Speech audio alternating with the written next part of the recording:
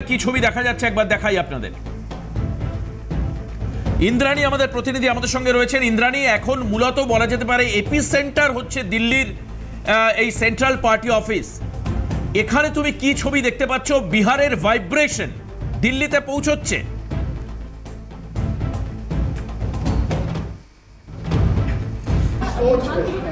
একদমই দেখো, চারিদিকে উৎসবের মেজাজ, কারণ যেভাবে বিহারে এনডিএ জোট ফের একবার ক্ষমতায় আসতে চলেছে এবং পরিষ্কারভাবে 200-র কাছাকাছি, আর একটু হলে 198টি আসন এনডিএ জোটের ঝুলিতে ইতিমধ্যে এসে গেছে, আর একটু হলেই কিন্তু 200টি আসন তারা পেয়ে যাবে।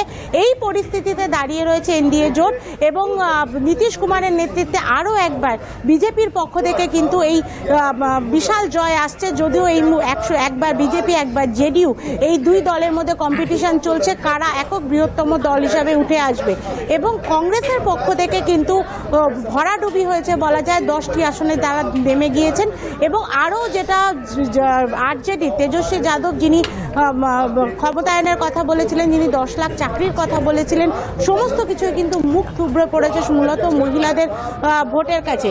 এই মুহূর্তে আমাদের সাথে রয়েছেন সুধাংশু ত্রিবেদী। আমরা সুধাংশু ত্রিবেদী আমাদের সুধাংশুদার সাথে আমরা কথা বলে নেওয়ার চেষ্টা করব, কারণ বিহারের যে নির্বাচন, সেই নির্বাচনের কিন্তু একটা বড় ভূমিকা তিনি পালন করছিলেন এবং দীর্ঘদিন বারে বারে তাকে আমরা দেখেছি বিহার নির্বাচনের সামনে যেতে এবং বিহার নির্বাচনে যে একদম তৃণমূল লেভেল থেকে শুরু করে আজকের এই নির্বাচন পর্যন্ত অত্যন্ত গুরুত্বপূর্ণ ভূমিকা তিনি পালন করেছেন। এবং বিহার নির্বাচনের পরেই বাংলার নির্বাচন, এই জায়গা থেকে বিজেপি কি ভাবছে এই বিষয় নিয়ে আমরা কথা বলে নেব এবং কি কি কারণে বিহারে কি কি ফ্যাক্টর কাজ করলো। মহিলা ভোট অবশ্যই কাজ করলো এবং মহিলাদের যে 10,000 টাকা করে দেবেন বলেছিলেন নীতিশ কুমার, সেটা অবশ্যই কিন্তু একটা বড় ফ্যাক্টর হলো। দেবাশিস, যেটা আমি বলতে চাইছি যে বিহার নির্বাচন অত্যন্ত কেন্দ্রীয় রাজনীতির ক্ষেত্রে প্রাসঙ্গিক এবং গুরুত্বপূর্ণ ছিল, কারণ এই মুহূর্তে কেন্দ্রে যে সরকার রয়েছে সেই সরকার সুধাংশুজি বেঙ্গল ইলেকশন।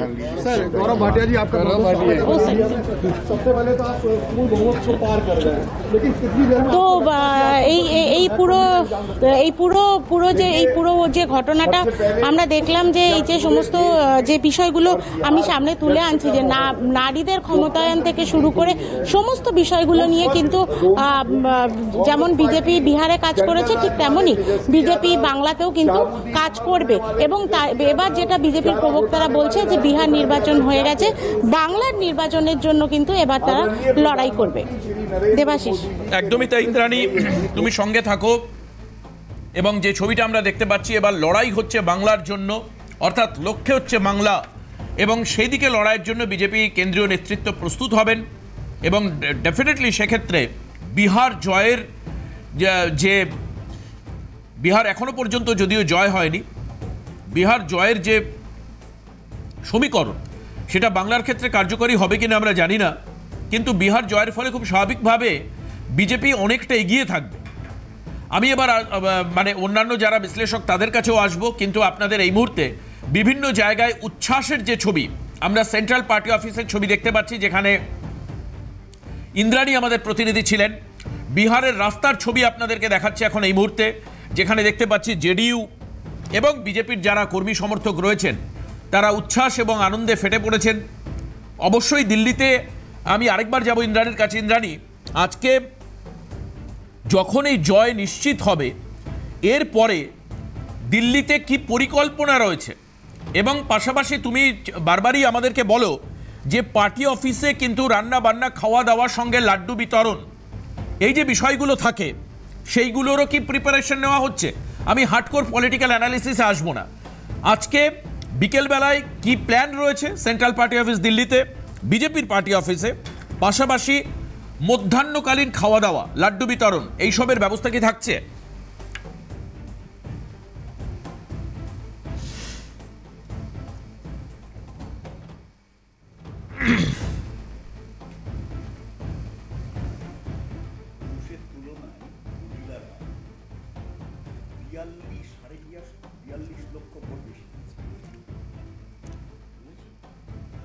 42 লাখ মহিলা বেশি ভোট দিচ্ছে।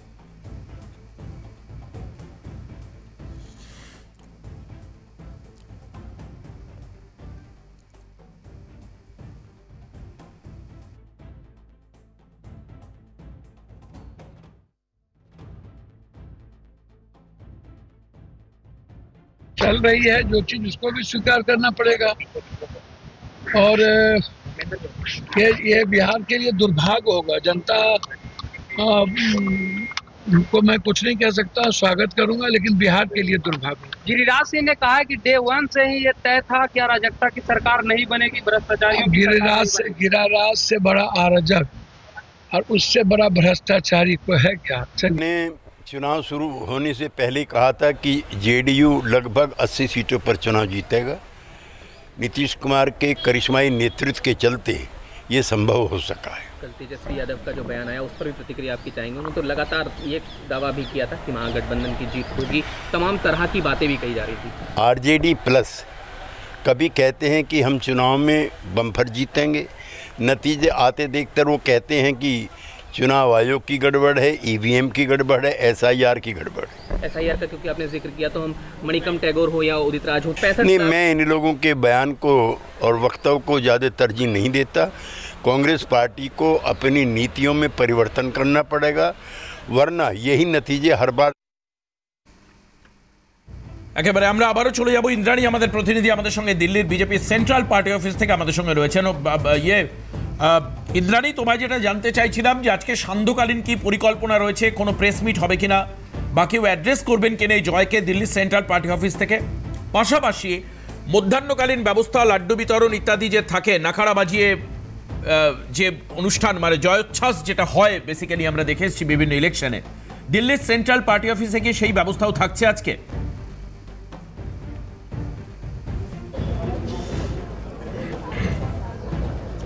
দেখো দেবাশিস, তোমাকে জানিয়ে রাখবো লালকেল্লা বিস্ফোরণের ফলে দিল্লিতে কিন্তু রেড অ্যালার্ট রয়েছে এবং রাজধানীতে রেড অ্যালার্ট মানে কিন্তু সেটা 144 ধারার থেকেও অত্যন্ত কঠিন একটা বিষয়, এবং যার জন্য একাধিক বিষয় সামনে আসছে, বিভিন্ন রকম বিধিনিষেধ সামনে আসছে।